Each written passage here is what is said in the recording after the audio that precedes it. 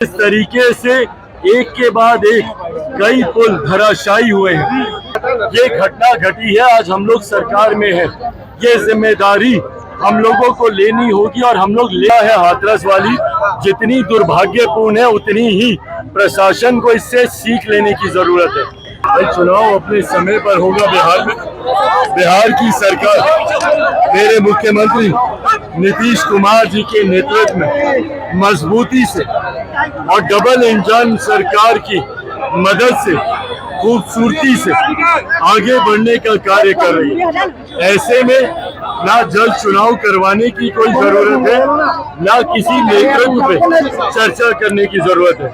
मुख्यमंत्री नीतीश कुमार जी के नेतृत्व में ही हम लोग अगला चुनाव लड़ेंगे और पुनः बिहार में एनडीए की सरकार बनेगी और ये एक ऐसी डबल इंजन की मजबूत सरकार होगी जो आने वाले 5 सालों में जिस सोच को लोक जनशक्ति पार्टी रामविलास आगे लेकर चलने का काम करती है, बिहार को फर्स्ट और बिहारियों को फर्स्ट बनाने में इस डबल इंजन की सरकार का आने वाले 5 सालों में महत्वपूर्ण योगदान है। डबल इंजन की सरकार है लेकिन पुल बहुत गिर रहा है। भाई ये दुर्भाग्यपूर्ण है और ये चिंता का विषय भी है हम लोगों के लिए।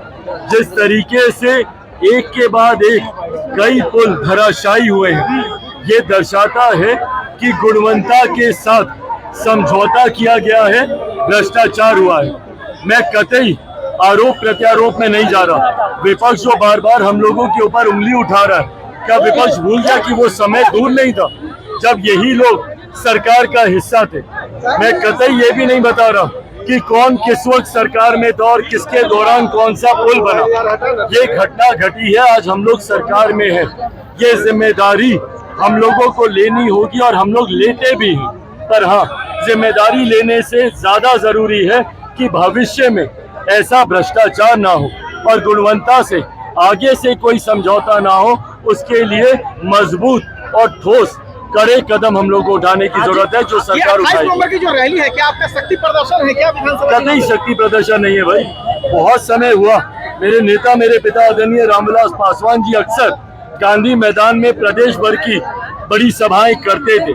ऐसे में हम लोग पिछले 3 साल आशीर्वाद यात्रा के माध्यम से जिला भर तो हम लोग किए, पर पटना में हम लोग गांधी मैदान में बापू सभागार या एसके मेमोरियल मॉल अगर छोड़ दीजिए तो हम लोगों ने नहीं किया। तो ऐसे में उन्हीं की परंपरा को आगे बढ़ाने के उद्देश्य के साथ मेरे नेता मेरे पिता आदरणीय रामविलास पासवान जी जैसे गांधी मैदान को भरने का काम करते थे।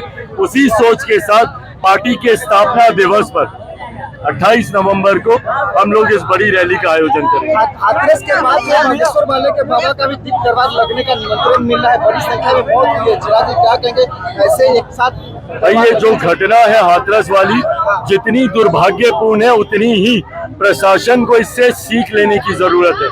आए दिन हम लोग देखते हैं कि ऐसे बाबा इस तरीके के कार्यक्रम का आयोजन करते हैं। वहाँ पर विधि व्यवस्था, जब इतनी बड़ी संख्या में लोग आते हैं तो विधि व्यवस्था की जिम्मेदारी स्थानीय प्रशासन ले, सुनिश्चित करे कि वहाँ पे ऐसी कोई परिस्थिति उत्पन्न ना हो।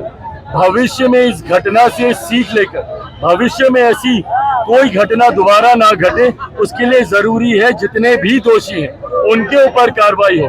और ऐसे बाबाओं पर भी एक बार के लिए हम लोगों को चर्चा करने की जरूरत है, जो बिना जानकारी बिना परमिशन इस तरीके के बड़े कार्यक्रम का आयोजन कर। बागेश्वर धाम की दरबार लगनी चाहिए या नहीं लगनी चाहिए? बागेश्वर धाम की दरबार लगना चाहिए या नहीं लगना चाहिए? देखिए, अगर आप नियम कायदे कानून के तहत कुछ कर रहे हैं तो उसमें कहीं कोई दिक्कत नहीं है। पर हाँ, इतनी बड़ी संख्या के लिए स्थानीय प्रशासन जिन सुविधाओं को मान्य मानता है उसको जरूर पूरा किया जाए। गाजीपुर के लोग बहुत परेशान है।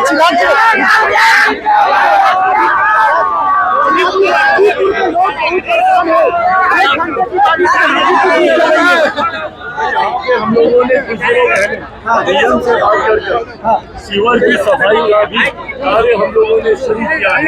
वाटर लॉगिंग की प्रॉब्लम जरूर हम लोग प्रदेश भर में हम लोग के सामने ये आ रही है, पर धीरे धीरे उसको भी सुधारा जाए।